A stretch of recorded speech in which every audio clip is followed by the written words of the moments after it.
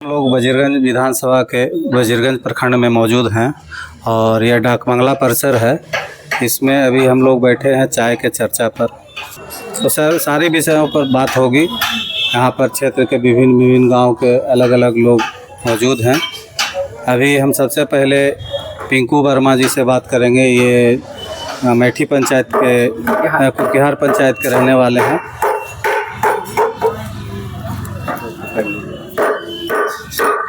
पिंकू जी, ये बताइए कि अभी जो सिस्टम चल रहा है वजीरगंज विधानसभा का, उसमें आपकी क्या सोच है? मतलब कौन पार्टी जो है विजेता बन सकता है?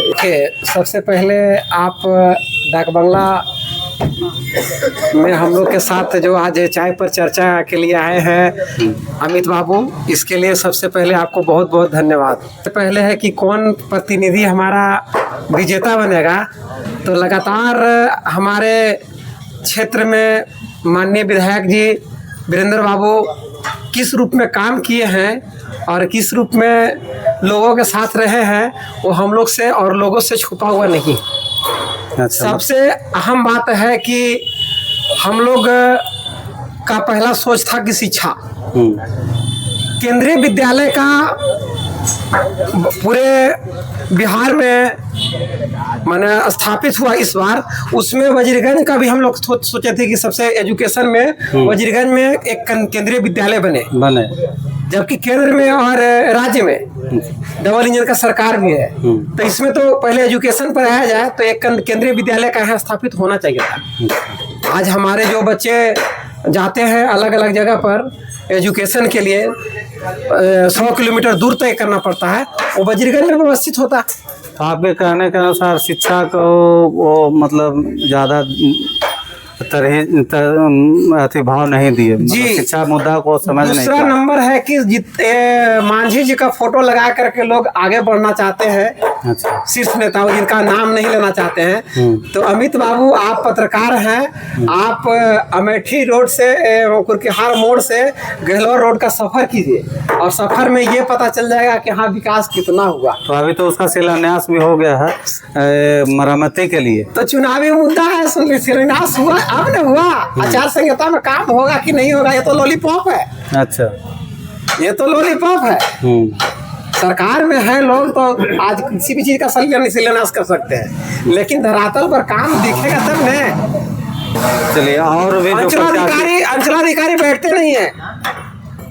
अच्छा। चोरी का घटना लगातार बढ़ रहा है। अच्छा। फिर जंगल राज में और ये राज में फर्क क्या रहा? मुद्दा बता रहा। मान लिया जाए कि अवधेश बाबू को टिकट मिलता है तो वो कैसे मतलब इस सफर कर सकते? हम लोग तो पहले सोचे थे कि युवा आवे, अच्छा, काम करने के लिए रखे। हम ये नहीं सोचते हैं कि अगर महागठबंधन में कोई कैंडिडेट है तो पहले यूथ आवे। यूथ जो है ना काम करने का रुचि रखता है, हमेशा कहीं कोई उनको बुलाए तो वहाँ तक पहुँचने का काबिल रखते हैं और तुरंत डिबेट करते हैं किसी चीज़ का कि हाँ कौन गया, हम इसको देखते हैं। तो हम लोग का पहले मांग था कि युवा का। अब उच्च स्तरीय जो भी युवा नेता का मांग यहाँ के क्षेत्र के लोग कर रहे हैं और उसको दरकिनार करके अगर फिर वही पूर्व विधायक रह चुके हैं, चाहे फिर उम्र दराज हो चुके हैं, उनको आने के बाद ये भी मतलब मामला खड़ा होगा कि हम युवा को देना चाहते हैं और विरुद्ध को नहीं देना चाहते हैं। पार्टी तो सामने आ जाती है, पार्टी का लेवल जो है सबसे ऊपर हो जाता है, उसमें फिर वृद्धा और युवा लोग देखना बंद कर देते हैं। हाँ, बंद कर देते तो अब शीर्ष नेता जब वहाँ से ला देते कि नहीं अभी अथी रखना है आप लोग को, यही कैंडिडेट घोषणा कर दिए तो लोगों के पास मजबूरी हो जाता है। चलिए अब आगे बढ़ते। अब होना चाहिए कोई युवा वर्ग को बस।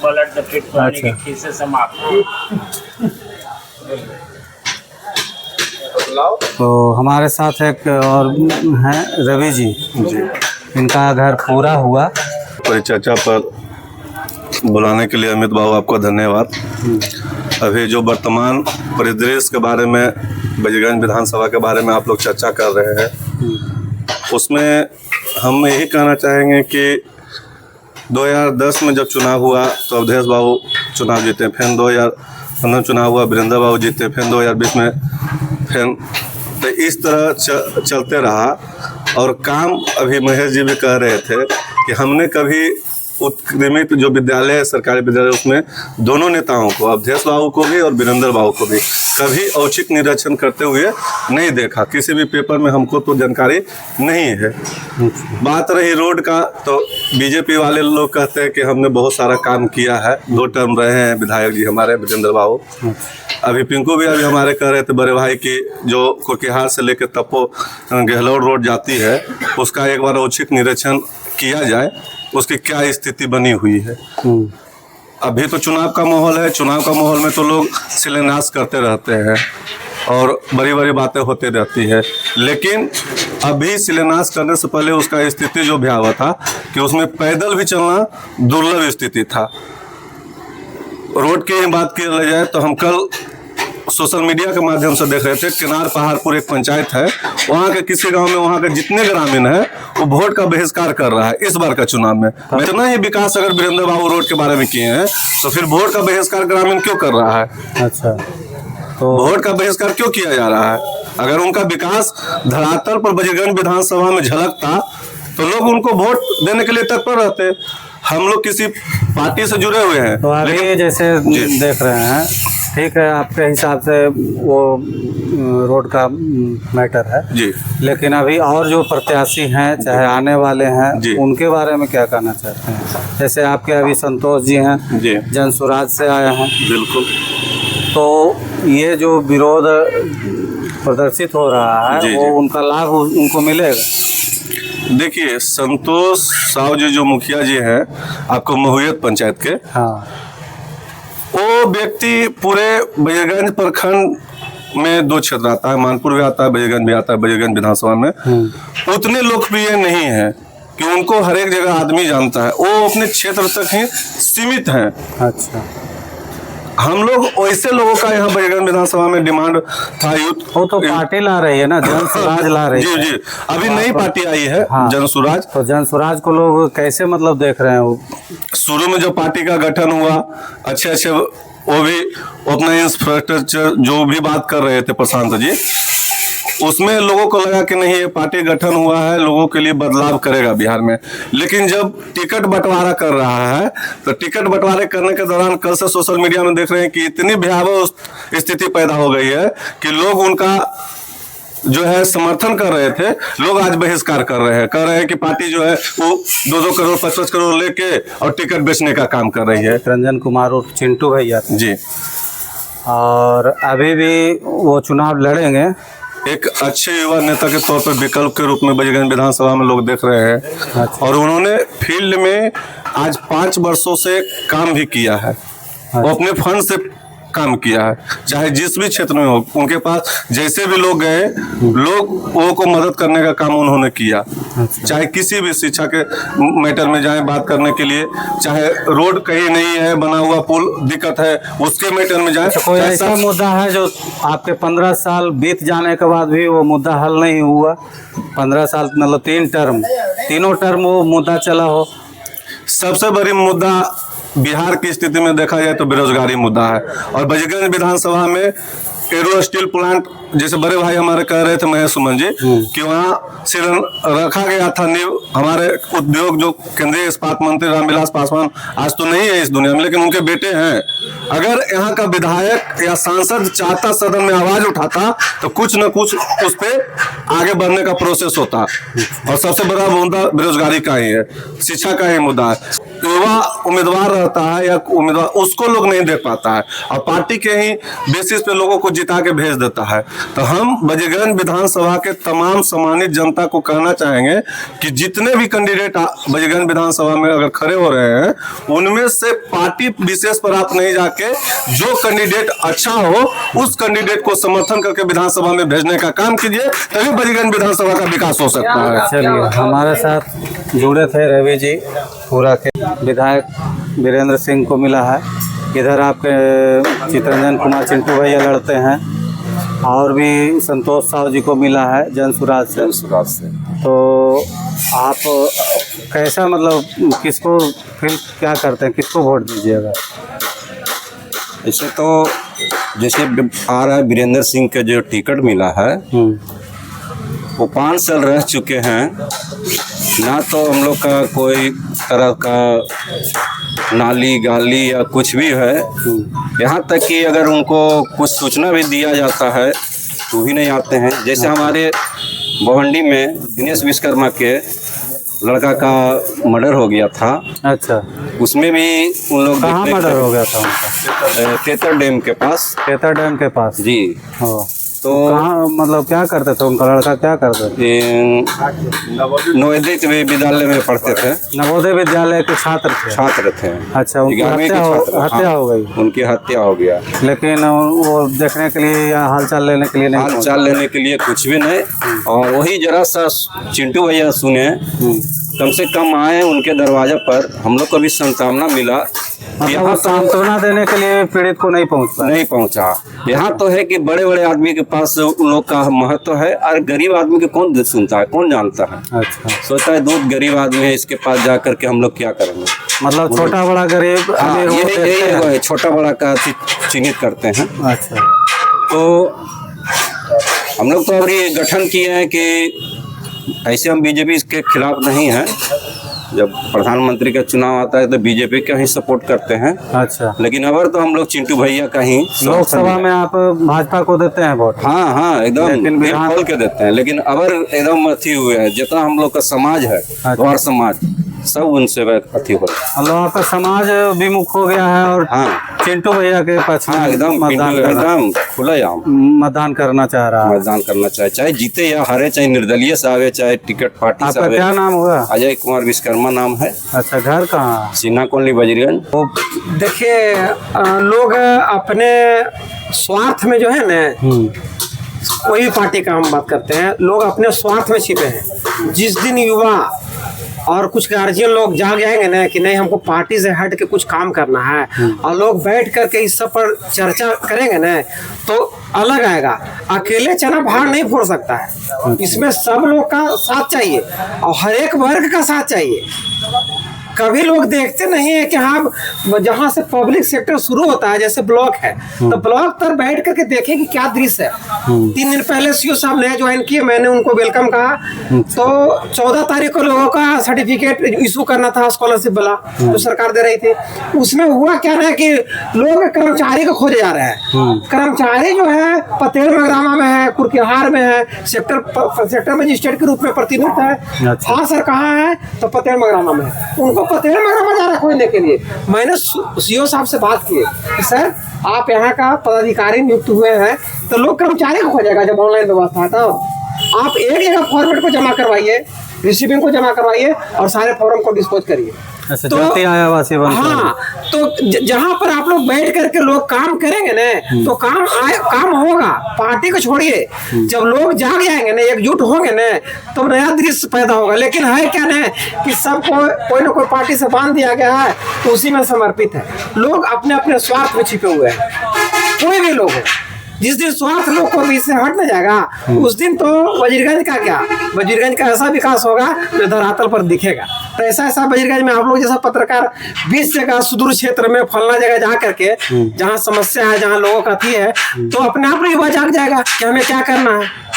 तीसरा विकल्प भी चुन सकता है। हाँ, पतेल पंचायत के सरपंच महेश कुमार सुमन जी, तो आज ये बताएंगे कि वजीरगंज अभी कौन सी स्थिति में है, और मान लिया विधायक वीरेंद्र सिंह आ गए हैं, तो इनके साथ लेवल लगा हुआ है भाजपा का। नमस्कार आप सभी को, और जो भी आपके चैनल से जो दर्शक देख रहे हैं, मैं उन सभी को दिल से धन्यवाद देता हूँ। वजीरगंज टुडे की जनता को, वजीरगंज टुडे की तरफ से आपने जो चाय पर चर्चा रखा, हमारे पास हमारे कई बुजुर्ग अभिभावक बैठे हैं, और आपके बहाने लोगों से मिलने का भी अवसर मिला है। खट्टा मीठा बात भी सुनने के लिए यहाँ पर मिलता है। ये एक खूबसूरती है। आपने कहा वजीरगंज विधानसभा किस स्थिति में है, हमको तो लगता है ये पाषाण काल की स्थिति में है। पाषाण काल की स्थिति में, बिल्कुल। इसका जब गठन हुआ था 2008 में, 9 में इसका परिसीमन लागू हो गया था, और 10 में चुनाव कराया गया था। तो उस समय और अभी का जो स्थिति है, कितना बदलाव महसूस करते हैं? एक चीज और है, 15 साल चुनाव इस 3 बार में पलटी हुआ है। एक बार ये रहे, एक बार वो रहे, एक बार ये रहे। हाँ, पहले चौथा की बारी है। चौथे की बारी है। लेकिन कि 2010 से 2025 तक 2 व्यक्ति विधायक रहे और किसी ने विधानसभा के किसी विद्यालय का, उच्च विद्यालय का अगर औचक निरीक्षण का खबर आपने छापा है, क्या आपको मालूम है? मैंने 2010 से हम इस सेक्टर में हैं, अपने गांव में संस्थान चला रहे, कोचिंग पढ़ाते हैं। मैंने दोनों विधायक को एक भी विद्यालय का औचक निरीक्षण करते नहीं देखा। शिक्षा इनकी चैप्टर में नहीं है, शिक्षा को अलग करके, बिल्कुल अलग करके, मतलब सत्ता बदलेंगे, वजीरगंज की व्यवस्था नहीं बदलेगी। 2010 से 2025 तक आम जनों की जो ब्लॉक की समस्याएं हैं, सत्ता दोनों लोग रहे ना, बीच में महागठबंधन की सरकार रही, एनडीए की सरकार रही, लेकिन जनता, जो रामधारी सिंह दिनकर कहें, जनता हाँ सचमुच बड़ी वेदना सहती है, वो मिट्टी के अबोध मूर्ते वही। तो जनता को आज भी मिट्टी का मूर्त समझा जा रहा है और जनता मिट्टी का मूर्त बनते रहना भी चाहता है, बनते रहना चाहिए। बिल्कुल जनता का दोष है, क्योंकि यहाँ पार्टी जीतती है, प्रत्याशी का जीत नहीं होता। आप जिस व्यक्ति को, हमारे जो लोग अभी कह रहे हैं भाजपा समाज से जो लोग आते हैं उनके टीम में हैं, वो कहते हैं हम एक अच्छे प्रत्याशी को वोट करें। मैं पूछना चाहता हूं कि आप वजीरगंज के 2 बारी प्रतिनिधित्व कर चुके, क्या सदन में इनका कोई, ऐसे लोग को पार्टी के नाम पर चुनाव जिताकर सदन में भेजना विडंबना है वजीरगंज के लिए।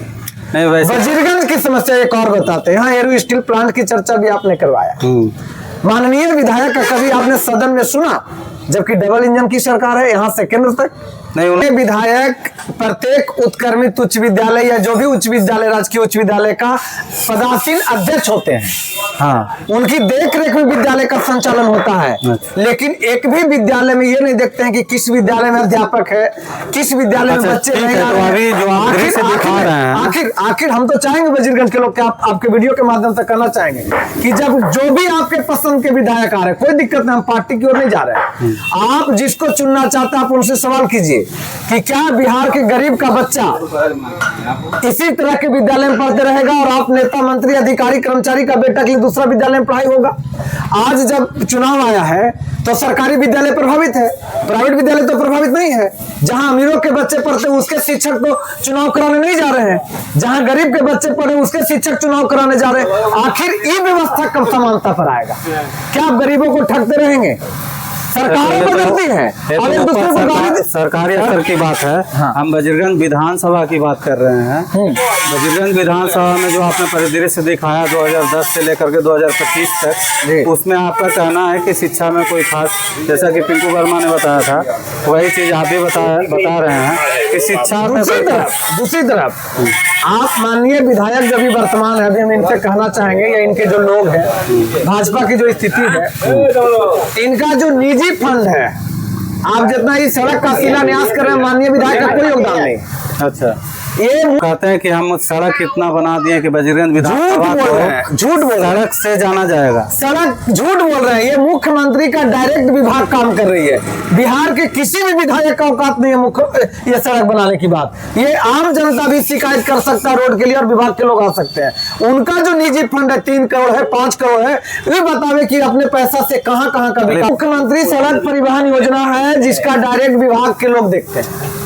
इनकी अनुशंसा की भी जरूरत सड़क के लिए नहीं है। इनको जो निजी फंड मिलती है ये बताएं कि कहां खर्च किया।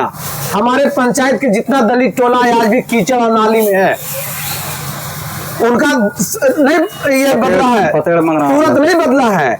और जब भी रैली और रैला होता है तो उन सभी दलितों को बस भेजकर पहले ठूस ठूस के ले जाया जाता है। कितने अमीर घराने के महिलाएं जाती है रैली में, उस सभी दलितों को यूज किया जाता है केवल, चाहे पार्टी कोई भी हो। आखिर उनके स्थिति को बदलने के लिए कौन आ रहे हैं? कौन बात कर रहे हैं कि हमारी सरकार बनेगी तो अमीर और गरीब का बेटा एक ही विद्यालय में पढ़ेगा?